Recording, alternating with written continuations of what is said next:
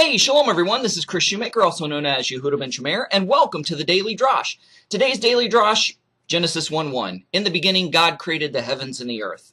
You know, what a magnificent and spectacular place this earth, this world must have been in its uncorrupted, untouched, pure, perfect, paradise-like state, where it was virgin and clean and pure and untouched by sin, untouched by death, untouched by corruption. We can't even imagine or comprehend such beauty and such magnificence. I know that I can't. And then we read a few chapters later in Genesis where man had fallen and become totally depraved, totally given over to the Yetzer Hara, the evil inclination, totally given over to sin and depravity, and just totally perverted and corrupted the world and the earth. And therefore we had a flood. The flood destroyed and was an upheaval of the entire earth. You know, landscapes were totally changed. New oceans and seas were created, and mountains and valleys and hills were created, and mountains were turned up on its end and uprooted, and everything was just totally disheveled.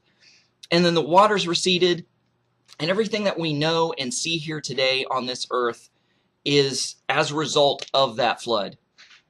And you know what? We go to the Smoky Mountains, we go to the Bahamas, we go to the Grand Canyon, we go to jungles and forests and waterfalls, and we go to mountains and valleys and hills and dales and glades, and we go to the oceans, and we go all over this world. And when we're there, we go, we're just in majestic awe of how beautiful this world is. How magnificent and how beautiful the world is, how beautiful the mountains are and majestic the mountains are. And we lose our breath and we gasp and we stand at awe at the Grand Canyon. And what we're looking at is the result and the aftermath and the evidence of destruction. Do you realize that? Can you grasp and comprehend that? You know, I mean, you go back to where Mount Everest exploded back in the 80s. It is a lush and green paradise. You wouldn't have even guessed that in the 80s that a volcanic eruption took place, because it was just death and destruction. But through that death and destruction came fresh, vibrant, new life. You know, sometimes here in Canada, when the seasons change and the snow goes and the grass is all brown and withered and dirty and mucky, people set fire to their fields. And within a few days after that, they're vibrantly green. They're almost neon green. New life comes forth because of the nutrients from the ashes of the fire. And we get such legends as the phoenix rising, being reborn and rising from the ashes. But what I just want you to think about and focus on is all we see is the evidence of death and destruction of the flood. And yet we are in awe.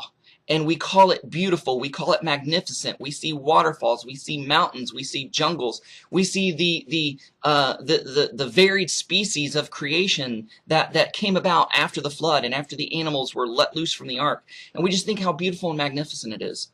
And if we are awestruck, and if we are amazed, and if we are in awe of the beauty that came from destruction, and the beauty that's evidence of the destruction of the worldwide flood, think about in Revelation, where he says, I create a new heaven and a new earth. For the old heaven and the old earth have been passed away and all has become new. If we think this is spectacular and beautiful and magnificent, I can't imagine how much more beautiful a pure, untouched, pristine creation of God, a recreation of God, a refurbishment of God is going to be and going to look on this. If we think this world is beautiful right now, think of how much more beautiful it will be in the perfect Edenic-like state when God recreates the heavens and the earth. Because he's going to destroy the earth, not by flood, but by fire, according to Peter. That the elements are going to melt with a fervent heat. And everything's going to be revived and renewed. If we think this is beautiful, think how much more beautiful the new heaven and the new earth is. Just think about that today and be totally blown away and in awe by it. Hey, thanks for watching. Shalom, Shavua Tov. Thanks for watching. Stay connected by subscribing to our other social media accounts and visiting our website at abrahamsdescendants.com.